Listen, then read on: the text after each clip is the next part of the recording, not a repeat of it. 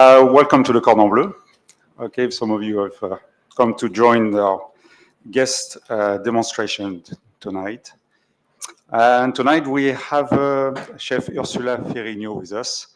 We are very happy for her to obviously attend tonight because she's obviously, very passionate. Okay, definitely. Just a very brief introduction. Food writer, very long career, passionate obviously about Italian food, Mediterranean cuisine, great fresh natural ingredients. Obviously, long career into many different things.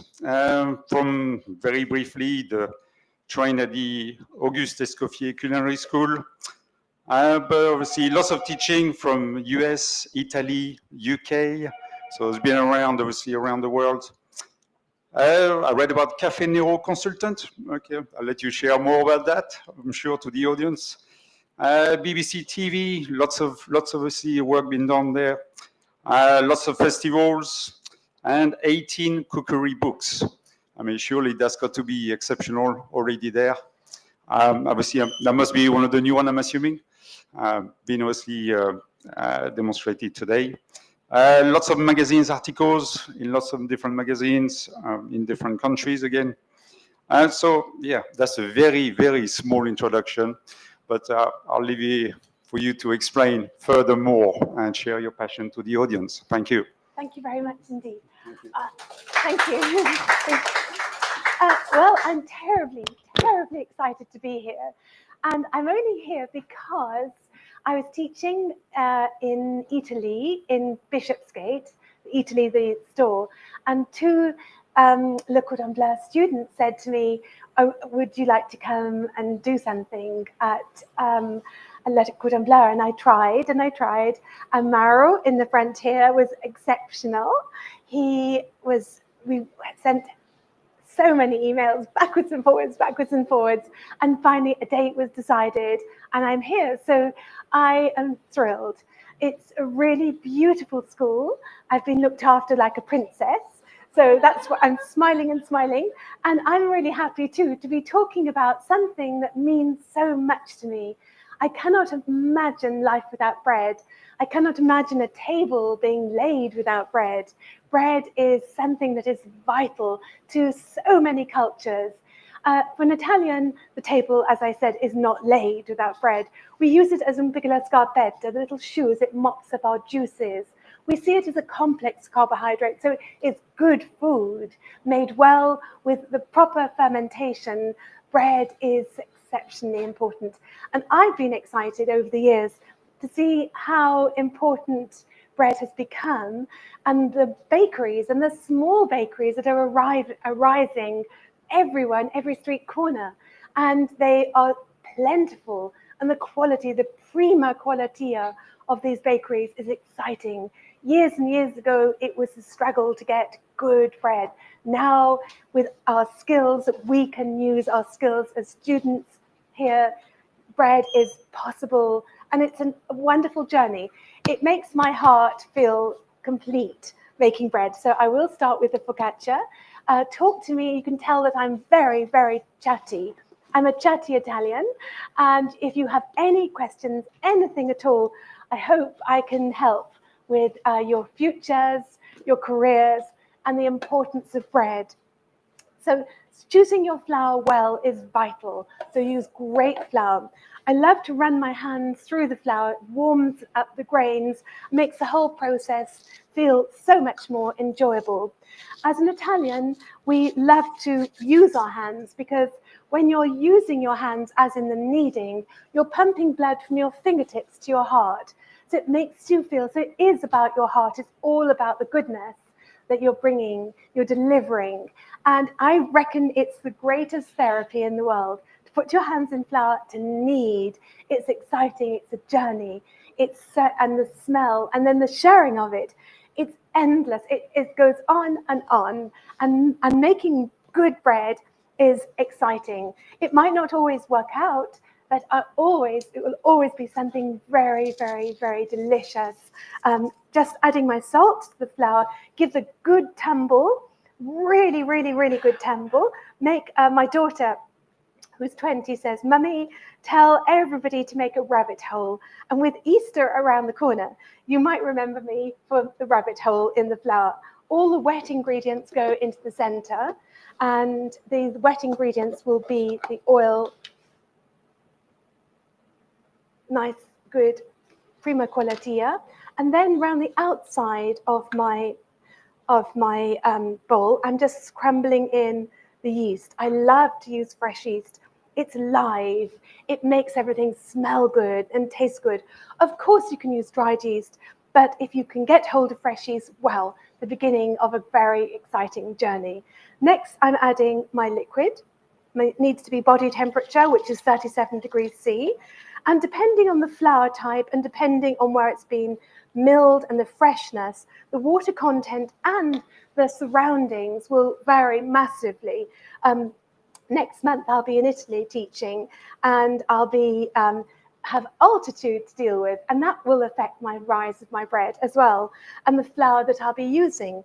The flour that I really adore with all my heart and soul is called Molino Marino, and I really enjoy it. It's organic, it's spectacular. They have the single zero and they have double zero, and they have burrata due, which is used for really, really gloriously used for our pizza. And that's a great flour, but there are many great flours available to us. With your, I call this the credit card. Without this, very little happens to clean around your kitchen, to make everything really, really efficient. So with your credit card, release your dough onto the board. I've got quite a few different methods of kneading, and this is where really your bread will become exceptional. Don't just tap it. Get some music on in your kitchen. Make it into a really, really wonderful, something so simple. And that's what I believe in my heart, that something so simple can be elevated to something absolutely memorable. Just a few ingredients lovingly put together. Just a little bit of snow from the Dolomites on the top, and then gather the dough and push out and get it into a really nice rhythm. There's many ways of kneading. This is my sort of go-to way to knead. Also, I really love the heart. I call this the love heart because flour will form in a heart shape as you're kneading, stretching your arms, getting really good stretch. So it's like a very good workout. You'll have beautiful arms for your t-shirts in the summertime. And then another method, this is a little bit on the wet side. So the remedy will be always small amounts. So we don't want to ruin the ratios. So slap and fold. That's the bad day in the office. Slap and fold helps to develop the gluten, which is another great way. And then watching as a child in Minori, where I'm from, watching the baker stretching out the dough and rolling it towards his tummy was always something that I found very, very enchanting and mesmerizing. So the kneading is important, 10 vigorous minutes. 10, so we'll do the love heart because it's feeling like I've had such a happy day, but this is the only way that feels right tonight. So the love heart of stretching. Please ask a question if you have any questions. And you can see it's a soft dough. The soft dough will make a really good crust and beautiful interior, which will have big, we call it ocaglie, eyes into the bread, crust and crumb. On the dough itself, I like to put rosemary on the base of the tin of the tray. So I've got rosemary underneath and rosemary on top. And then a little bit of introduction to steam is always very, very, very helpful. I knead until the dough is strong and feels strong and silky. And also if I could stretch it, as you'll see right now, is ripping. I haven't developed enough gluten in the flour, in the dough yet. So it's ripping into pieces. That's my indication, and has been my indication for years of absolutely, have you kneaded your bread sufficiently? Also, this is something that's happened to me in my excitement. It is a little bit on the wet side. And what you can do with your dough is just cover it, if it's a little bit wet, let it rehydrate, let it rebalance itself, without sort of throwing it away and getting cross and wasting ingredients. And then go for me, it would be a dog walk, emptying my bin, long distance phone call to my sister or urgent emails that I've neglected to do. Leave the dough, and it will rebalance. Leave it for 10 minutes, 10, 15 minutes, and then it becomes something easier to handle. Has anyone got a question? Because I'm mindful I never stop talking, which is a bit of a problem. Yes, I would. And also that my focaccia comes in 3 different styles. So I do a long, slow fermentation. This is for 36 hours in the fridge. And that particular dough is very, very good, has a very different structure. This is a Roman style focaccia, and this gives you results relatively quickly. It's a high hydration, which gives you soft. When there's a high hydration, you get this beautiful softness. And those are the sort of different styles. Biga is wonderful because our flour in Italy has not always been historically brilliant. What we actually do is we're trying to improve our flour by adding a small starter to it with flour and water and a small amount of yeast. And that's like a pouliche. That's the French equivalent. It's sort of giving it a head start, giving it sort of an encouragement to have more flavor, depth, crust and crumb. Please, you can interject if you don't agree with me, by the way. But Biga is good. And I've made Biga breads for a long, long time. And I keep having renaissances with my bread. And I love that. I love the fact I'll sometimes come back to something that I thought wasn't that great. And particularly when I'm teaching in Italy, my students want focaccia. That's almost the first thing they say, can you make focaccia? Can you make it every single day for us? And I say, yes, and I can do ciabattas, and I can do other breads, Piadina that you're going to eat tonight, taralli that you're going to eat. So our breads come in absolute wealth of shapes and sizes and methods, and every region in Italy will be more convincing about the method of making their bread. They say, focaccia, we only make the best in Liguria. We make the focaccia Recco. That's the only focaccia. And then when I worked in Umbria, don't look at anybody else's focaccia. Ours is the best. So I love the whole passion. I would say definitely the passion for everybody's having an opinion on their bread. I also work in Puglia. So we have wonderful bread in Puglia using a lot more semola immaginata. So we have this yellow, crispy, crusty focaccia that's very, very different from anywhere else. And that's because there's a wealth of semola. Semola immaginata is semolina, but it's very good for making very good, it's hard wheat, it's very good breads, beautiful breads. And their focaccia is entirely different again. And I love that. I love that anywhere you go, there will be a strong opinion, very strong opinion, and they'll be very, very different. So the focaccia Recco in Liguria, has anyone had a focaccia Recco in Liguria? That one is very skinny. And they're always saying it's because we're looking after our figure, bella figura. We don't want fat focaccias, we want thin focaccias. And that also has a very good flavor as well. So I'm now, you can see I've actually been ad-libbing, so now my dough is okay. I have given it a little bit of a rest. So really remember that actually if it does get a bit wet, stop and let it rehydrate and it will balance itself out beautifully. Does anyone have any other questions for me?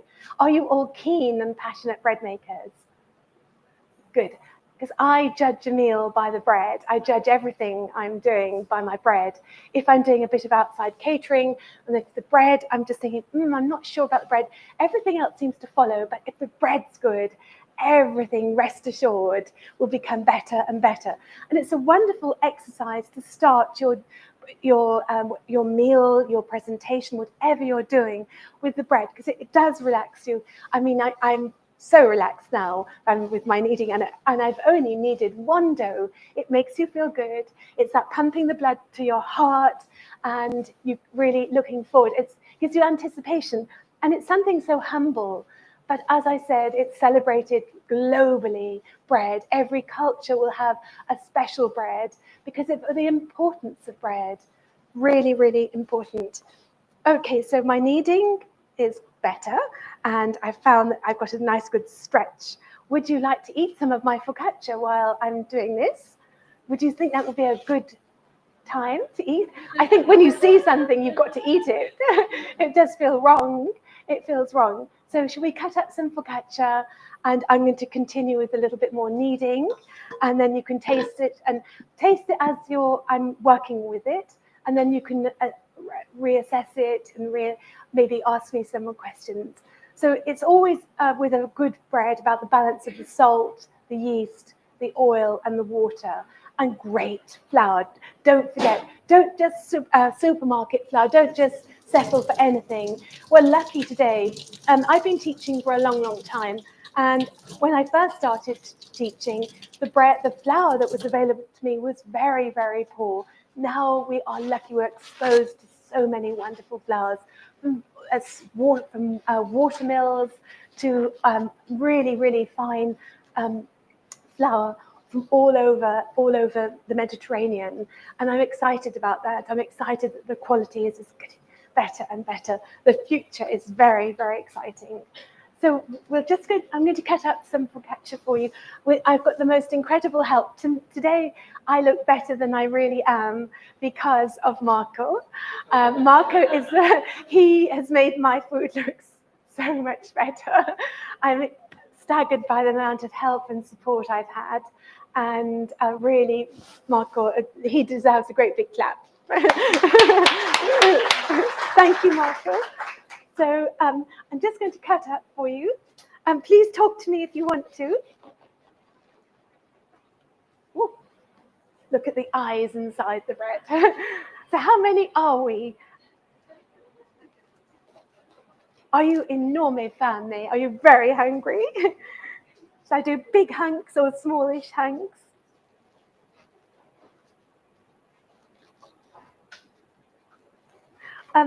I always like to eat my focaccia so that when you bite into it, the oil should dribble down your chin onto your t-shirt. I don't know whether I've put that much on tonight, so don't worry about your tops. But that's what I like. I love it when you really bite in and that oil is really scrumptious. And that's another subject I'd like to talk to you about as well, the importance of great oil. And it's only humble things, but wow, I mean, for me, oil brings my food alive. And for focaccia, we want good oil on our focaccia for either dipping or for just anointing on the top. And don't just settle for any old oil. Really do your homework. Everybody's palate is very, very different.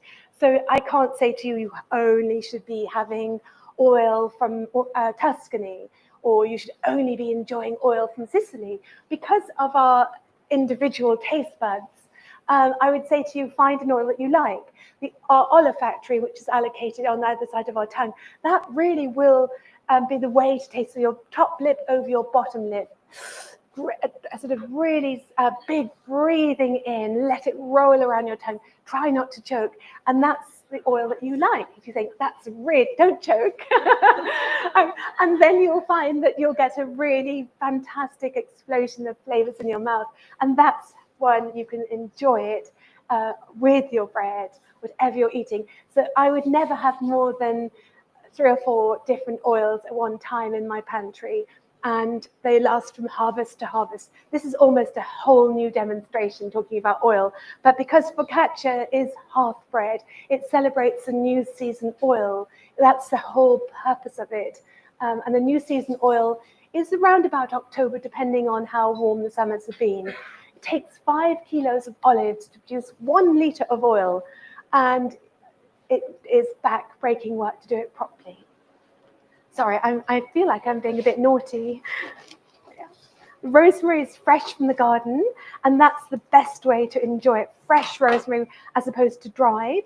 And then also underneath the tin, underneath your tray, put rosemary underneath, so you're getting a double explosion of rosemary.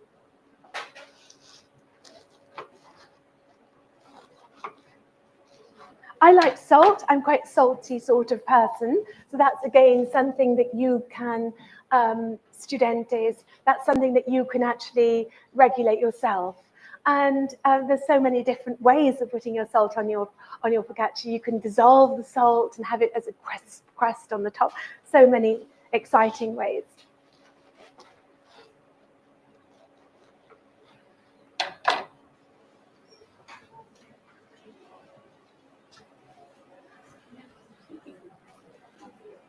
Thank you. Should I keep going? Thank you so much. Yes, thank you, darling. Thank you.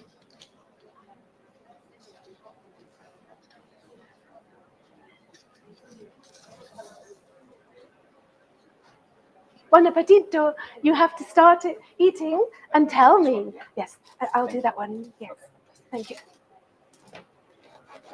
They're still quite warm, just a little bit of warmth in them.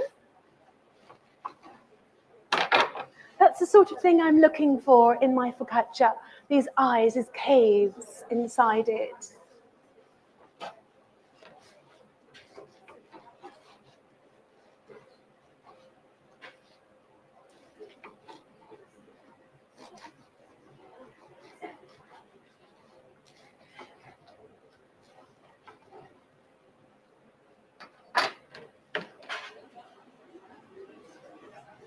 Thank you. Is everything all right? Yes. Thank you so much. Have we got plenty, darling? Yes. Yes. Oh, good. And the sun down. Yes. Okay. Has anyone got any questions for me? Thank you, Mal. How long have I got to demonstrate? How long have I got it?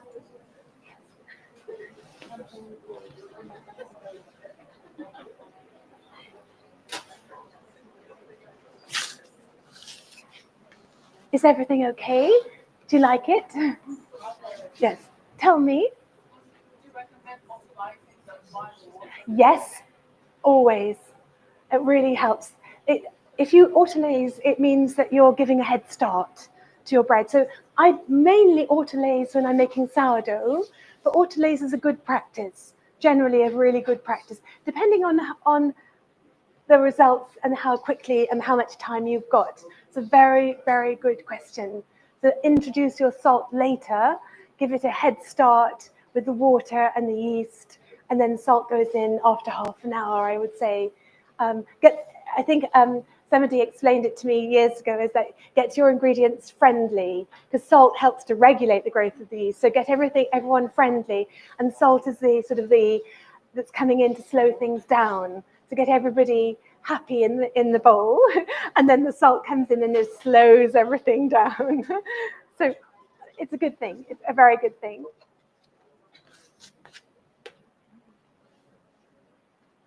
So that's the first of the breads that I'm, as you can see, making in front of you now.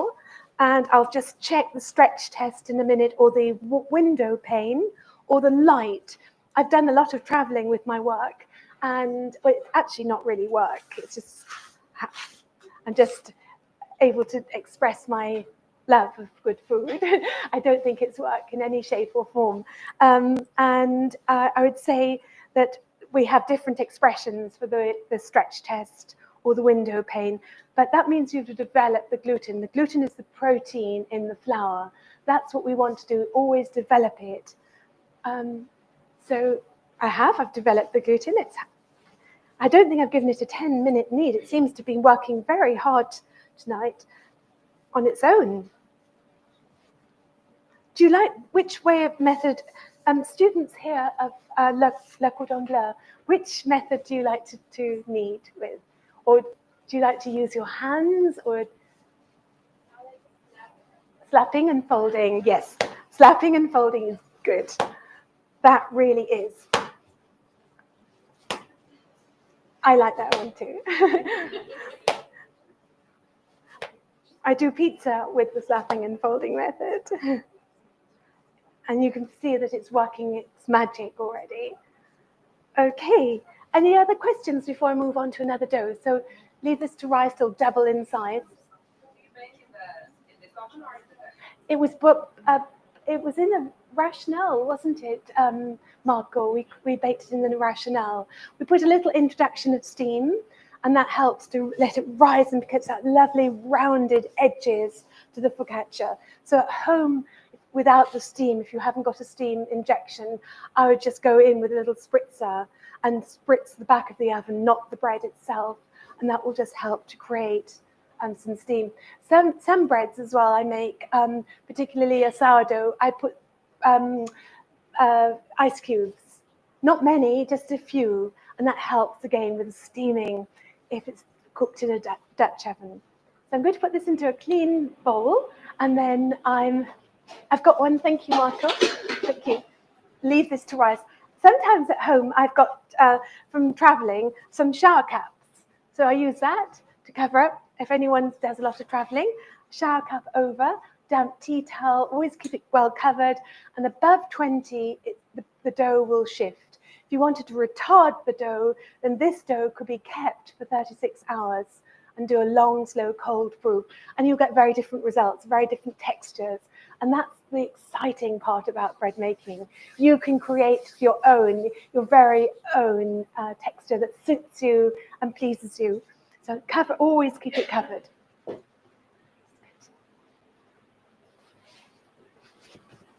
So what should I do next? Has anyone else got any questions for me? I love questions. Questions help me. Am I on the right track here? Am I delivering enough information? I really hope I am. Yes, tell me. I would say that a viga for me, because I'm Italian. I'm very proud. I know I sound very English, but I've been here a long time. When I came as a 12-year-old, I wanted to be English. I actually wanted to be English, and because I didn't feel like I was, so I think I learnt English very quickly. But home is Minori. That's my home, and that's where I feel I belong. So I'm going to start with the second bread, which is the taralli. These are crispy, crunchy Neapolitan, very delicious crunchy crackers that you can have with aperitivo hour, served to your friends. Also put them in little bags and bring them to someone's house, and they will be so proud that you've made them. And it gives a whole really good feeling of celebration and something personal, deeply personal. In Puglia, where I teach, we have a similar type of taralli, which you've probably seen. The taralli from Puglia celebrate wine, which is in abundance, celebrates wheat, which is in abundance, and it celebrates oil that's in abundance. The Neapolitan ones have butter in them, which makes the point of difference. And they're crispy, as delicious. And we have black pepper, we have other inclusions as the pugliese. So we are fiercely rivals with the pugliese and the Neapolitan taralli. We have sweet ones, savory ones. They're good to know about. They make a really good centerpiece, as you can see here in the basket. They look good. And we've coated them in polenta, give that extra crisp crust and that lovely yellow, bright yellow. I really like using polenta in bread. So, okay, here goes.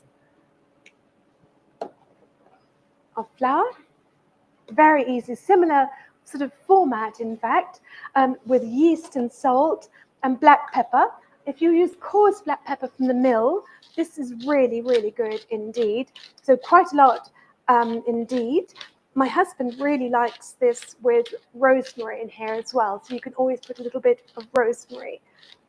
Black pepper and rosemary is a good combination.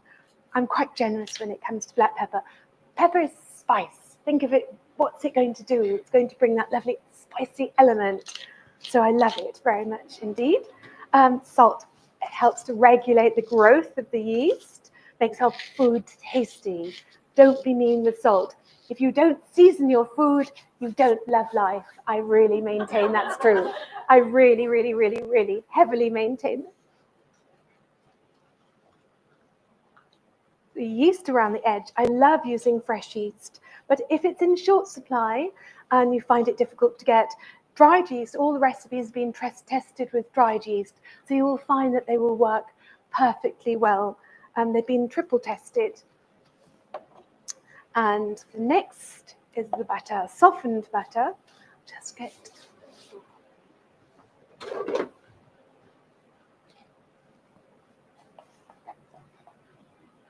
Has anyone got any questions for me yet? I'm a bit messy. It's kind of playtime, really, when you're baking. I hope it doesn't annoy you seeing my mess. I'm usually quite tidy, but I am very excited. There we are.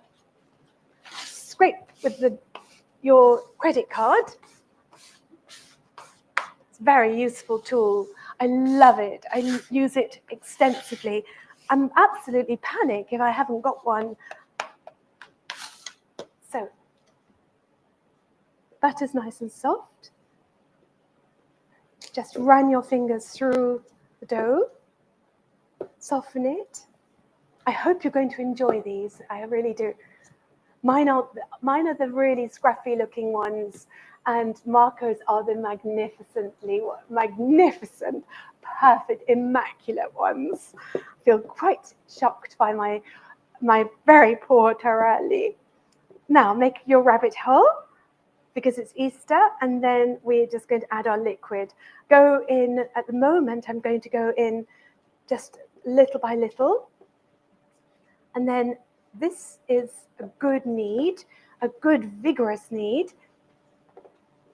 And then we're going to leave them for an hour and then shape them. 20 centimeter ropes, which are very easy to produce. And then they're twisted and secured. And they are wonderful to make. A little dough makes a lot. It goes such a long way. So not too, I would say in my humble opinion, the texture of your dough should be not too wet and not too dry. I liken it to blue tack. So it's not, if it's a very wet dough like my focaccia, then that means it's going to be, the hydration is high. It's going to be quite a soft focaccia. If you want something to be drier, then you don't put as much water in. And these are little crackers, these taralli. So the water content, just get it so that the ingredients come together. And we call this in the trade a raggy dough, like a bunch of old rags in the bowl. And this is going to be turned out and kneaded in a similar manner. Has anyone got any questions? Is anyone going to Italy soon? Are you going to be enjoying a trip?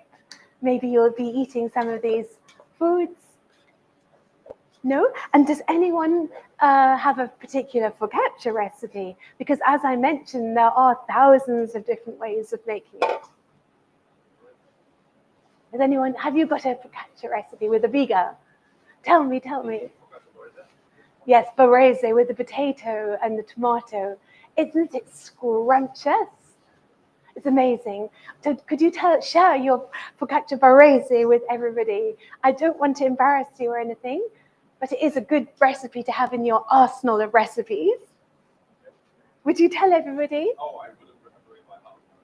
With potato, tomatoes, little cherry tomatoes, little dattarini tomatoes. And do you put olives in as well on the top? And rosemary is very good. When you introduce potato into a dough, amazing things happen. Amazing things happen. The flavor is second to none, and also the texture is. In my Veneto book, I've got a focaccia with potato and gorgonzola and artichokes on top. It's sort of one of my top drawer focaccias, but the introduction of the potato makes such a difference, and I love it very, very much indeed. Is it something that you eat when you're in Puglia, or is it something that you've seen and? Nice. A very good thing to learn, a very fine thing to learn. So, okay, I'm going to do my 3 or 4 methods of kneading here. So this is the love heart, which makes you feel very much on top of the world. And then we like the slap and fold for the bad day, the day that the computer fails. Seems to happen to me more often than not. Slap and fold, slap and fold.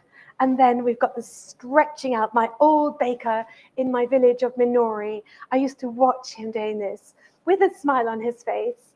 And I always found it to be absolutely mesmerizing. To stretch, get a good stretch on that dough. And then this is left as well. So this one is going to be left. So really good, vigorous knead. It's not a tap, you should be quite out of breath, and you should have pink cheeks after a kneading. I wouldn't say you should put this in a machine and put it in a food processor or Kenwood mixer with a dough hook, because I can hear my nonna's voice in my head. God gave you hands, use them, use those hands. And I really, really agree with her. Use your hands. So if they're working well, there's nothing nicer to be feeling and experiencing the dough change beneath the palm of your hand, and feel quite content with this. So into another clean bowl, cover and leave to do its magic. Get all those ingredients together, all sort of doing their business, making everything taste better and better and better. And time is always key to everything. So, would you like to try some now? I think it's time to try some. Do you? So I think they'll come round to you. You've got your plate in front of you. And comments, you can see the scruffy ones at the bottom of the tray, of the basket.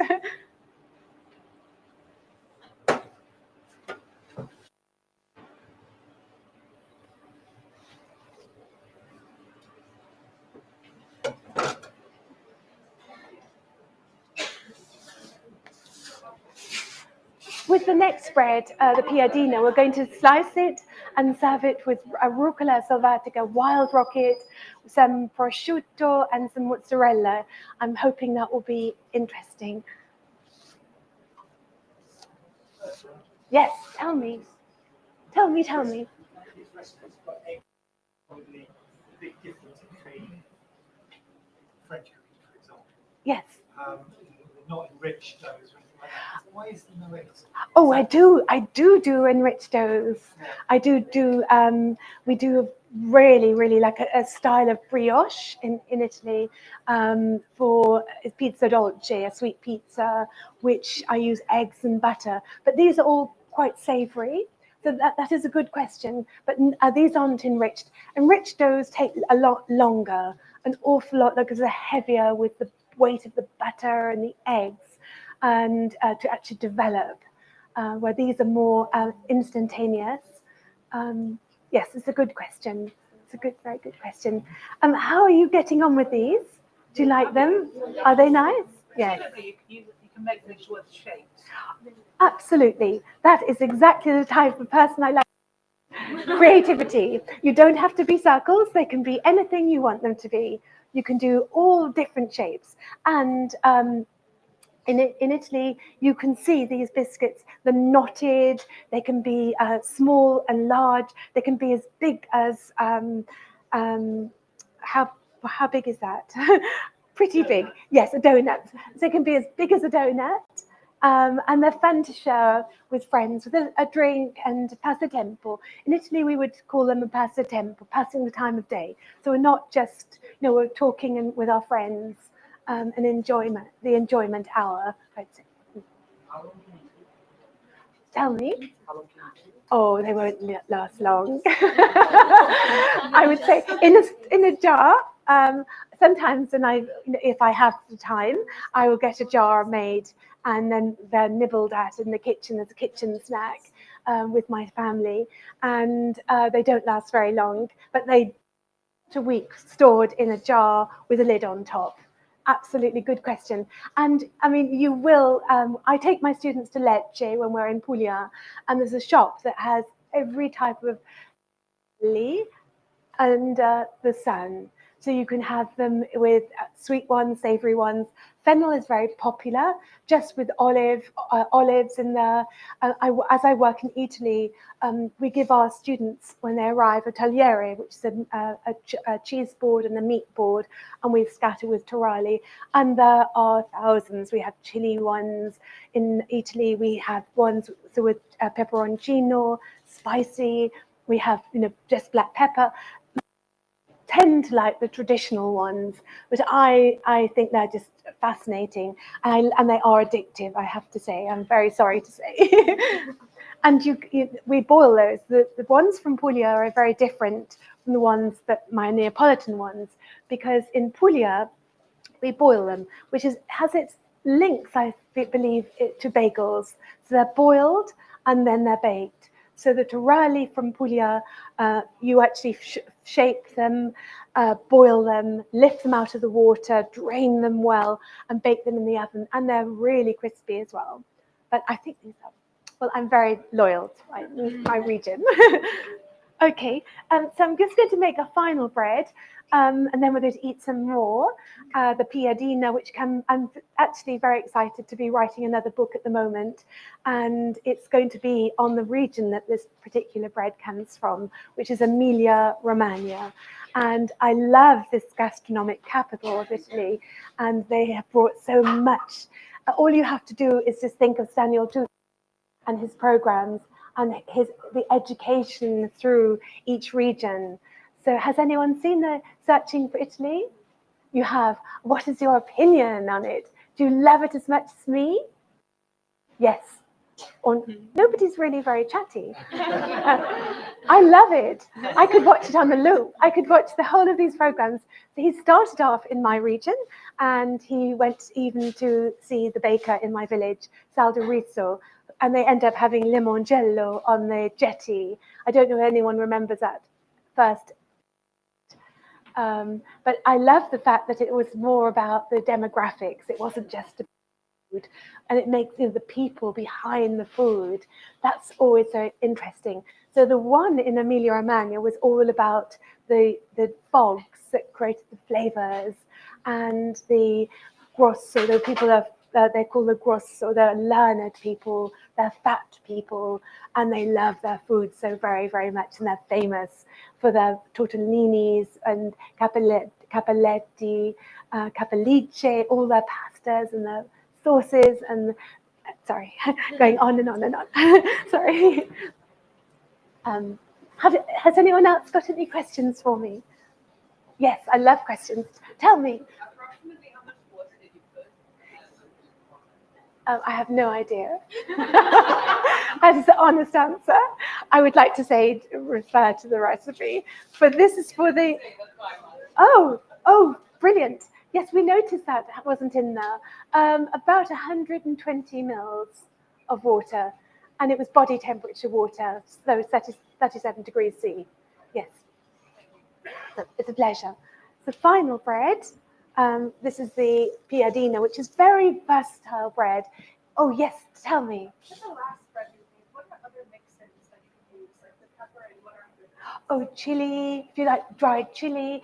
Fennel seeds, I adore. I'm not sure if anyone loves fennel seeds, but in Italy we love them because they're very digestivo. They're digestible. They give you that lovely digestivo feeling. I've had them with lemon. I've had them with icing on, so those sweet ones can actually make them into sweet. I've had, anybody help me out here? My Italians. Taralli, all the different types. Have you ever had anything? Oh, olive. I've had them with olive.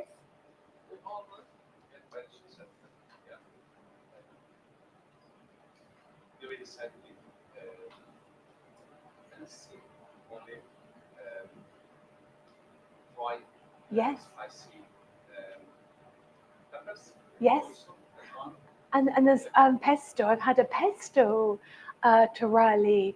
I can't say I love that one very much, but I thought it was brave. It was a brave attempt. And I've had cheesy ones. Cheese, and my husband really likes cheese. So I'd use a pecorino, a nice grana cheese, pecorino, and with black pepper. The combination is very, very good together. Great question. Or orange. I've had them with orange as well. Orange zest in there. So I hope you like them. So, final bread, and we're going to have some more eating, and hopefully lots and lots of questions. This one is really fun to make, and we're using carbonated water, and that will give such a difference to the bread itself. And I think it's over here, and yeast. Just going to put it in a slightly bigger bowl, actually. The breads are doing their magic. So it's a lovely feeling that you've got something to look forward to. As a cook, I love to, on my day off, then I will sort of think, oh, what am I going to, I almost can't get to sleep because I'm excited about what am I going to do on my day off. And it's not inevitably bread. It's inevitably something that I love watching. It's not too time sort of sensitive. I can do other things around that day. I can go shopping, I can do other things and have my bread. If it's a retarded dough, then it's safely in the fridge for 36 hours, having that lovely long slow fermentation. But if an immediate bread, I love that fact that is it behaving itself? Are the conditions in my kitchen good?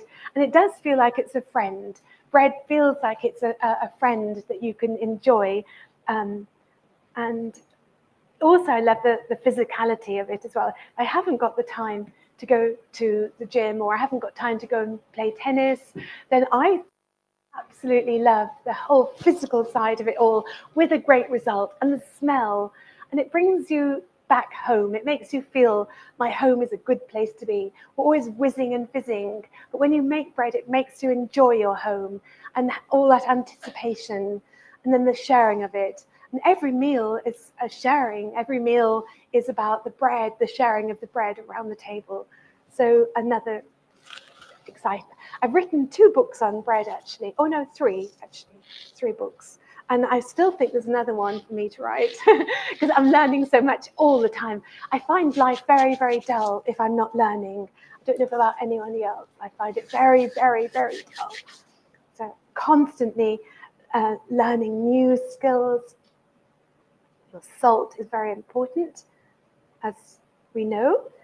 And then we've also got our yeast, and a little pot here, the prescribed amount of yeast. This recipe tells you to put the yeast and the water. I may as well follow the recipe like this. And then I'm going to use my carbonated water, which gives it lovely lightness and really good texture. So leave that just to dissolve and add that into the center. Don't really need it to be completely dissolved.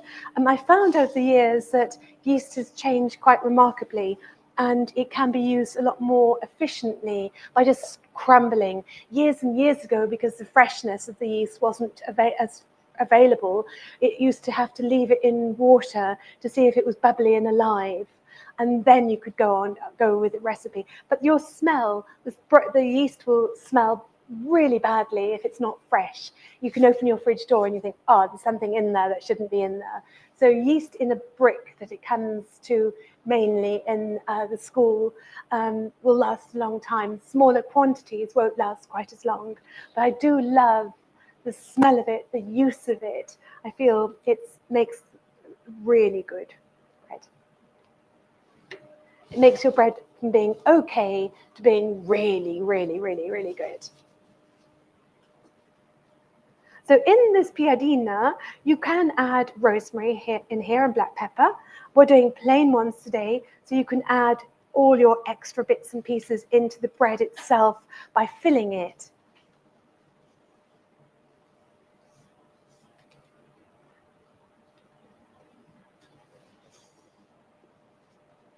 I shouldn't really just talk about Italian bread, because French bread is spectacular as well. Really, really spectacular. It's taken extremely seriously. One of my bread books I wrote with a French chef who owns Books for Cooks in Notting Hill, Eric Trouillet. Does anyone go to Books for Cooks ever? It's in Notting Hill, in Blenheim, 4 Blenheim Crescent. And so we had a very exciting time book signing all over the States. And we went to every region that is. So we had a long time together, and he got very sick of my Italian methods, and I got very tired of his French methods. So we ended up at the last book signing, I pretended to be French, and he pretended to be Italian, because we'd absorbed so much information from each other. It was very, very amusing. We had a wonderful time, and French bread is superb, spectacular. I am very biased, of course, but there are other breads around the world to celebrate too. And I believe also, in my humble opinion, that everything has sort of come from an idea. This bread, for instance, the subject this particular flatbread maybe have come from pide. It could be a slightly pide bread from Turkey. So everything has had its little it's popped up somewhere, and I do. So this has its similarities to a pide. I also do a bread which is called torta al testo, which means bread of the tile, that comes from Umbria. And I see this sorts of similarities in this particular bread from other regions all over the Mediterranean. I see it in Greek breads, and I see it in Middle Eastern breads. So somebody's taken that concept and brought it to that particular region. And the torta al testo bread is quite exciting in a way because it's cooked on a dry, hot pan, and it's flipped over, sliced in half. And it was on Lake Trasimeno in Umbria, the fishermen would return from their early mornings, and they would have this bread ready on the hearth, ready for them to enjoy as a slim bread that they would fill with cheeses and meats and rocket and salad. So not to ruin their appetite. It was this lovely slim bread. So again, it's been begged and borrowed from all over. Yes, I think this is okay. Quite happy. A little tiny bit of crumbing in the bottom. So always never to waste a morsel. Try not to waste anything at all. Everything is precious. Every ingredient is precious.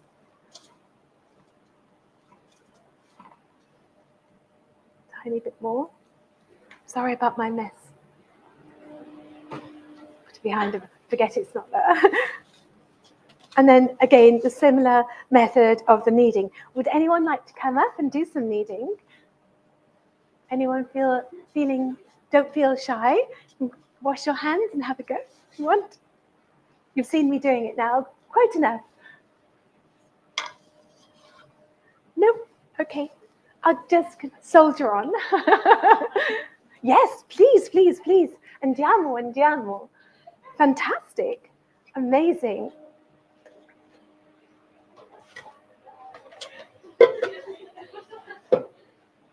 Oh, I am proud of you.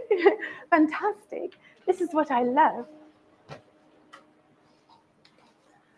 I'm just going to get it in a more sensible shape. Anybody else want to go? Oh, this is perfection. There we are. Well, don't worry, because we won't. Yes, please, sweetheart.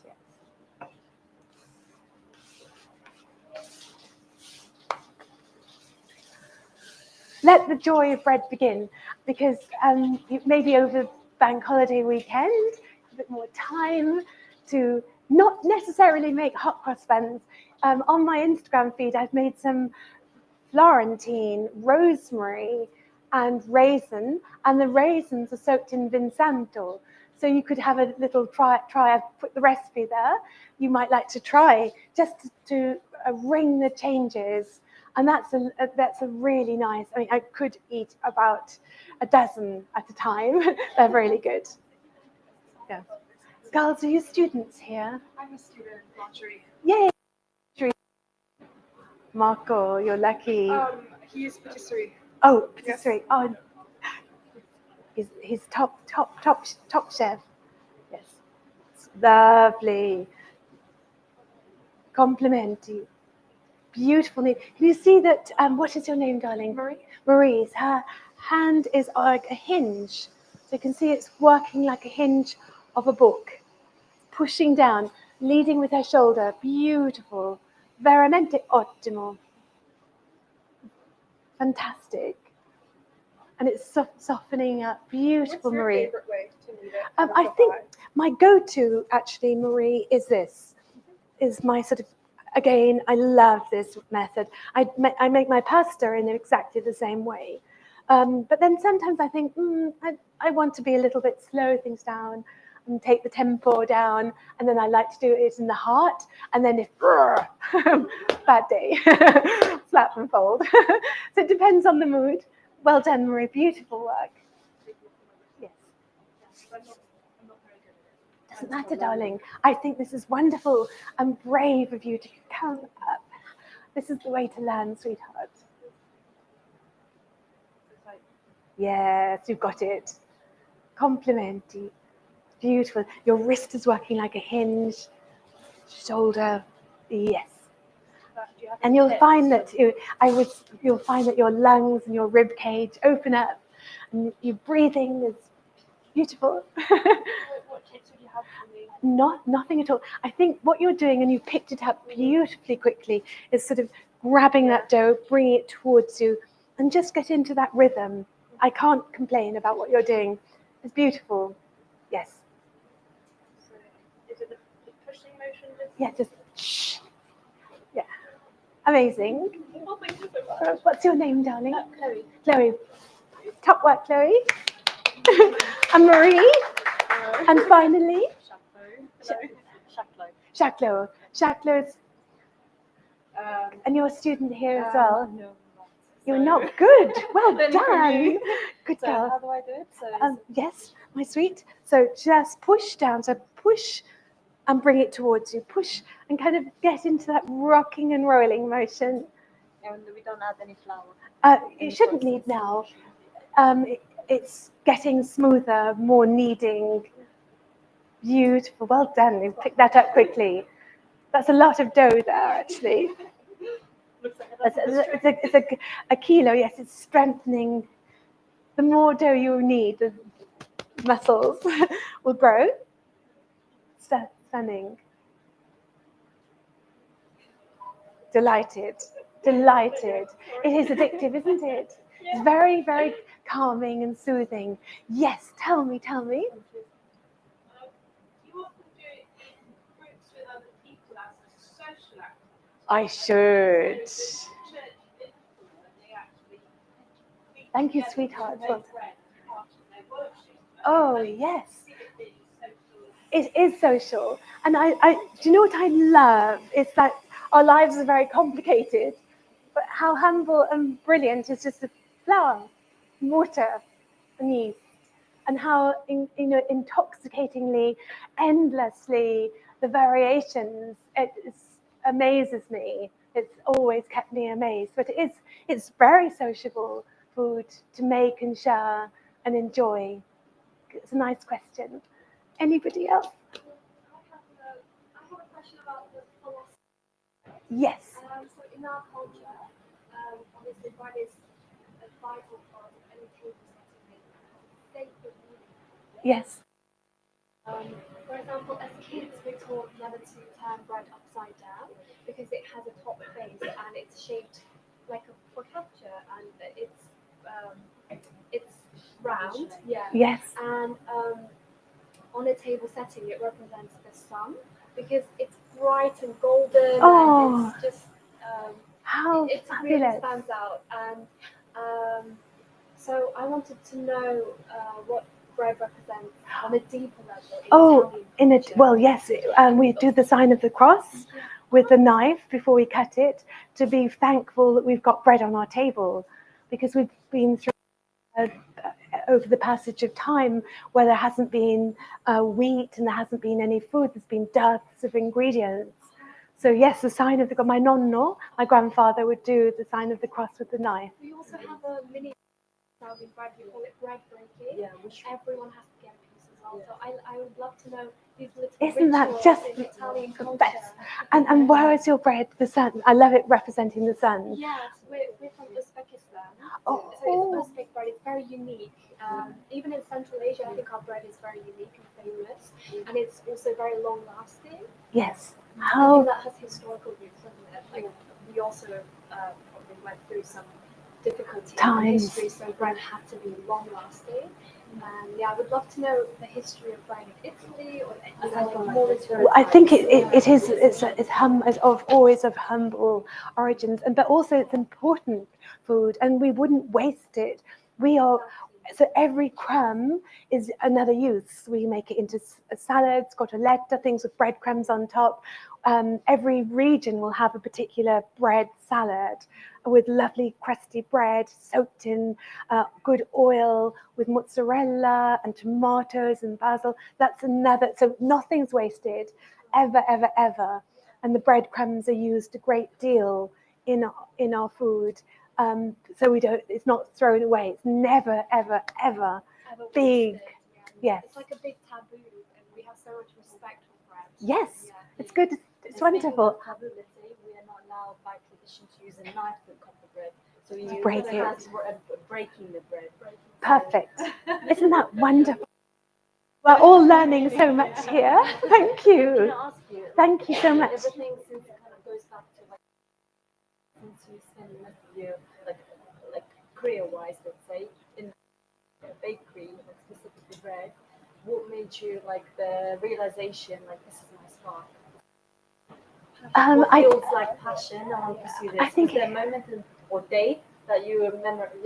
I think have it as a memory locked in somewhere. I think it was the little things like Sunday we always had pizza and the baker would come to our house, and I've got 3 sisters, so we'd all rush to the door, welcome the baker, and on his shoulder he had a beautiful the dough with the white cloth over the top, and that whole celebration that we were all going to have a pizza party that night. Every Sunday was the same, and we had the lit, all the sort of all the herbs in the garden and the trimming in the wood burning oven, and then my grandfather would brush all those ash to one side, and in went the pizza. So that whole of bread. And coming to England, and I have to say I wasn't very impressed, and I forgive me.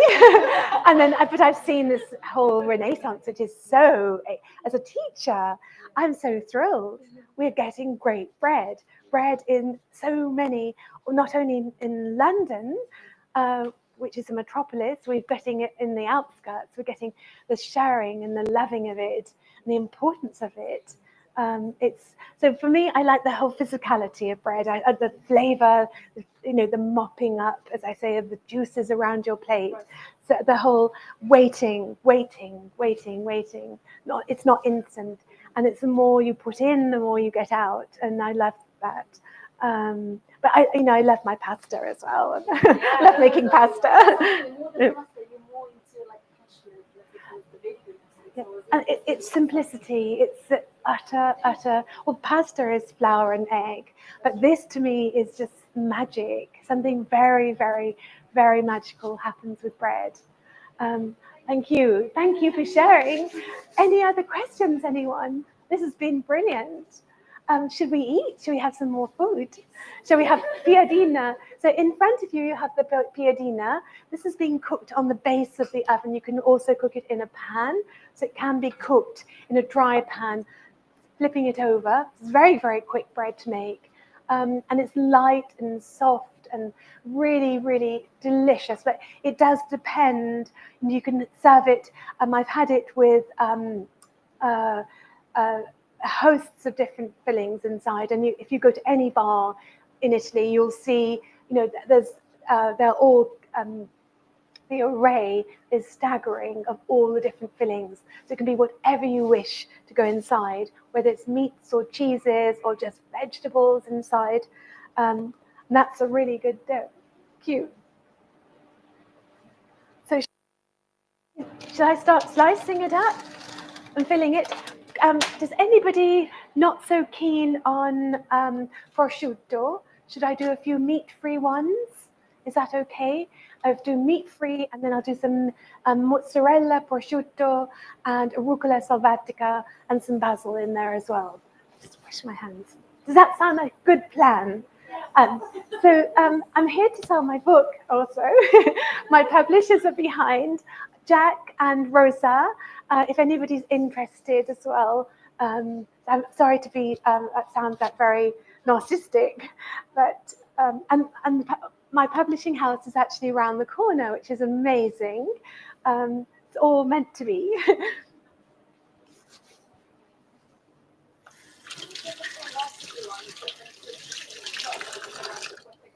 Pardon, sweetie? Of the books? Oh, yes. Well, the books are very different.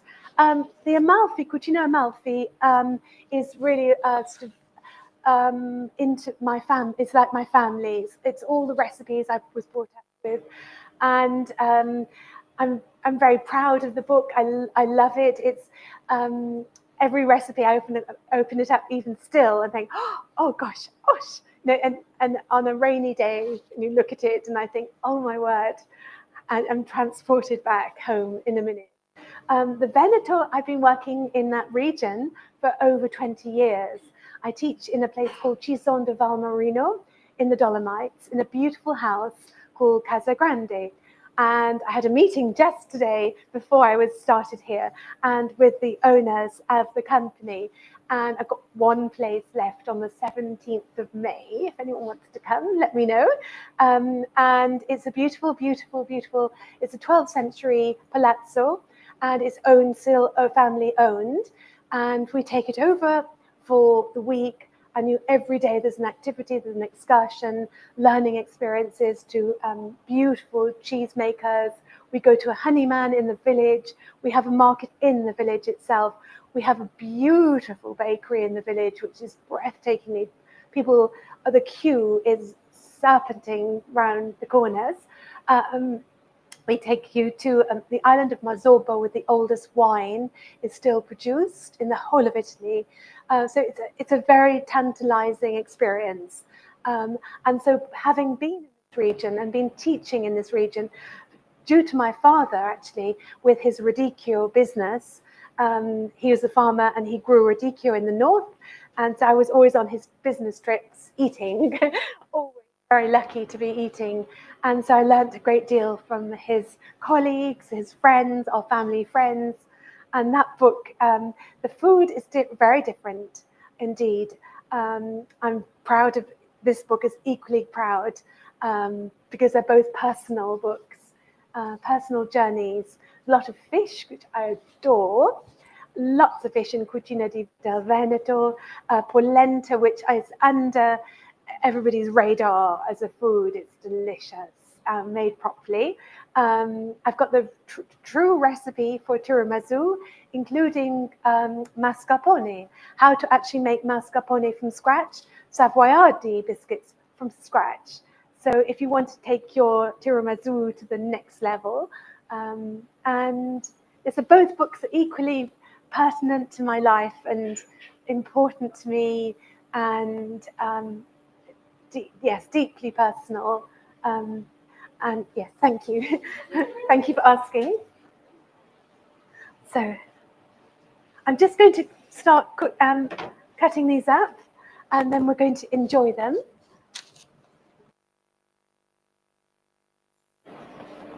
Most welcome.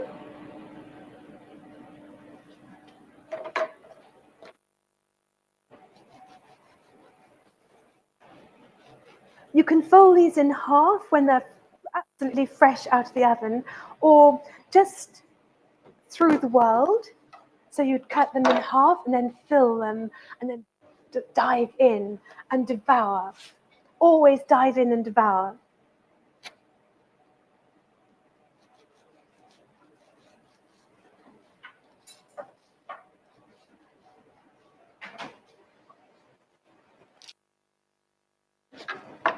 Thank you. I'm a bit slow. Painfully slow. Feel them. I can cut all of them. Oh, yes. Yeah. Amazing. Thank you. Compliment. Grazie mille. Are you all hungry still? I think I've more or less finished. I'm very grateful to you all for listening and the amazing help I've had from Mauro with my first point of contact. We've had lots of lovely emails together, and to Marco, the whole team that made today a very, very, very, very special. I'm hoping that you'll enjoy the ingredients for the filling. Are they over here? In the middle drawer. Oh, sorry, scusate.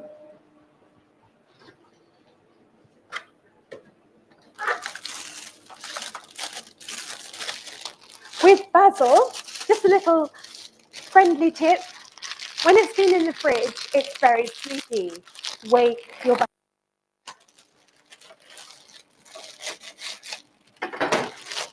Very, very, very, very sleepy. So the minute you shake your basil, the volatile oil, I don't know whether you can smell. I think I have to come around and say things even more because the smell is intoxicating. So wake it up. Don't use it straight out of the fridge. Wake him up. Wakey, wakey. Smell it, yes. This. Top. Such a good smell.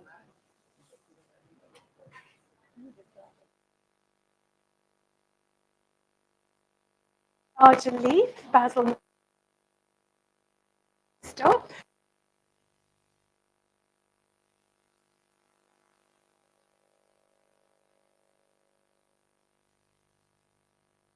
Don't look back. Yes. Yes, well done. And you can compare.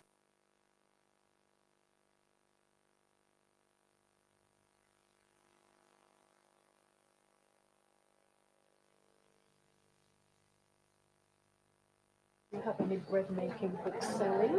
No. Recipes. Isn't it wonderful? Jack, there we are. You know us. Thank you for being here. Isn't that good?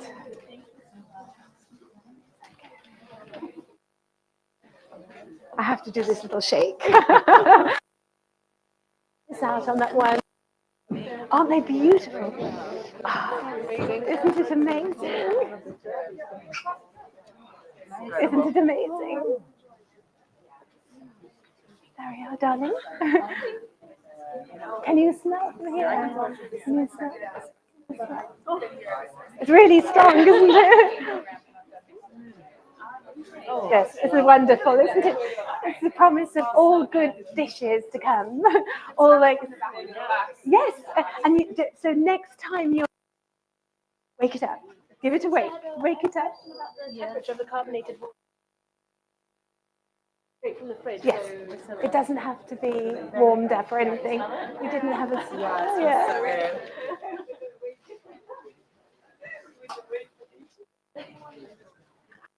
Thank you, thank you. Okay. Thank you. I'll do some without.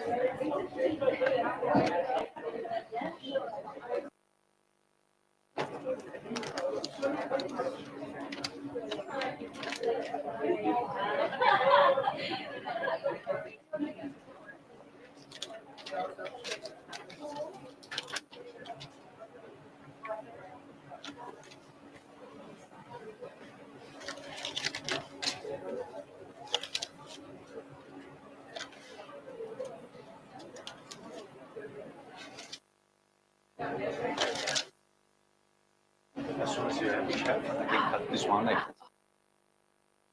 I'm going to do some meat-free ones. Yep. So this one, I'm just going to put the lid on the top. I've seasoned them Yeah? Thank you. Fantastic. I can start with that. Any more? Just another tray. Yes, another.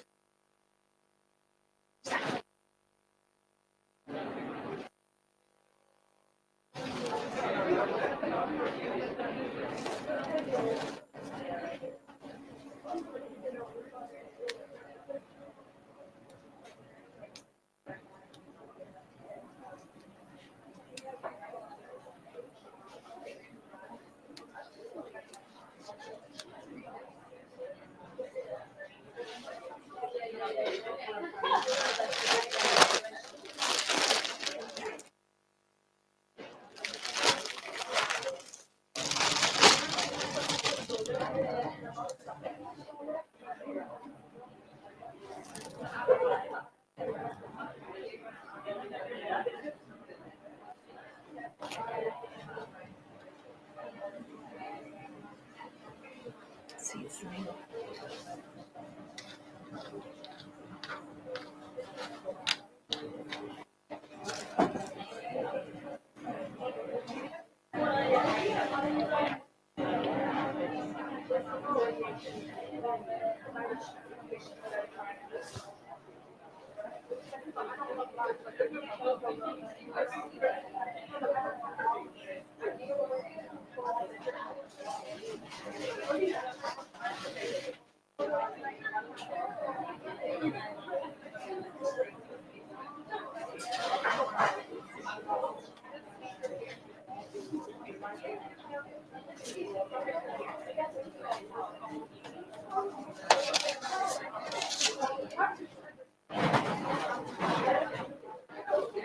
These are vegetarian ones.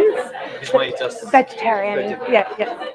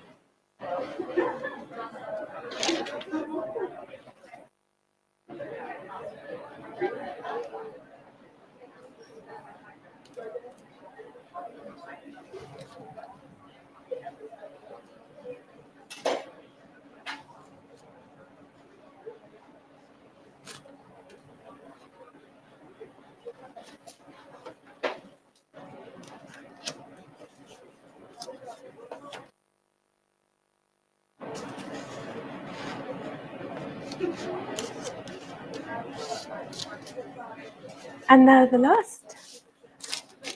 But they are the last. I've run out of cheese. Okay, no problem. Thank you. Thank you. How is it? Which bread? I'm very keen to hear which of the breads you've liked tonight. Do you like this one? Mm. Thank you. That looks great. Thank you, darling. Thank you. Oh, have I run out of time? It's 8 o'clock. Is that good? It's good. Yes. Thank you. Thank you so much. Mm.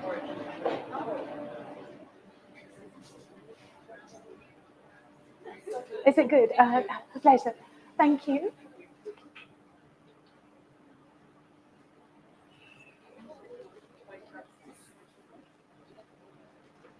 Has anyone got any questions? Are you all okay? Any questions at all? Yes. Yes, you can, when they're fresh, open them like a pocket, exactly. Or you can fold them on as well and fill it, eat them this way. Both ways, both ways. They do open up a bit, they're sort of light inside. I love them. Yes. Any other questions at all? Yes, I love questions. Tell me. Well, actually, that is a very good question. I have seen recipes with using bicarbonate of soda and baking powder, but I would say that the true Piadina has yeast. You can make it into like a quick, very, very quick, but I don't think it tastes nearly as wholesome and as delicious. Everything that takes time has more flavor. So the quick ones with bicarbonate of soda and powder are fluffy, but they're not tasty. Any sense? Yeah. Are there any Italian breads that are made with whole wheat? Well, that is a very, very astute question. Yes, there's only, well, because our fruit and vegetables, wholemeal is not seen as a very important food. But they have frizzelle, which are like a bagel, dried bagel, and they're cut in half and dried, and they're used for ship's biscuits, like a ship's biscuit that the sailors would actually put in the seawater, anchovies on top and eat them when they're out fishing. That's the only exploratory word. Then that's the only house, which means strangers, have inhabited our Italian, our country. We have more interest and more demand for integrale. So that's a very, very wholly. There's something wrong with them. We'll have to take them. So it was because it's rich, naturally rich. But the frizzelle, which sous chef is one of my go-tos. You can buy them at sous chef. You can buy them at where I work in Italy, and they're dried. They're like a crisp, like a, other words, with a hole in the middle, and they're integrale. Yes, good question. So that concludes this evening, everybody. I think I might have finished, unless you have more questions. I've enjoyed being here today. It's been an amazing experience for me. Thank you, everybody, 100 times. And if you want to ask me any questions and you're too shy to ask me, I'm vigorous on Instagram. I love it. So under my name, Ursula Ferrigno, Instagram page, you might want to follow me, find out questions. If you have a question about anything connected to Italian food, I hope I can be the right person to answer your question. If you've got to share a recipe or if you've made something, I love to see your results. I really genuinely love to see what you're up to and your results. So thank you very much again. I can do some book signing. Thank you. Thank you very much indeed. Thank you very much for your attention and everything that's gone behind the scenes.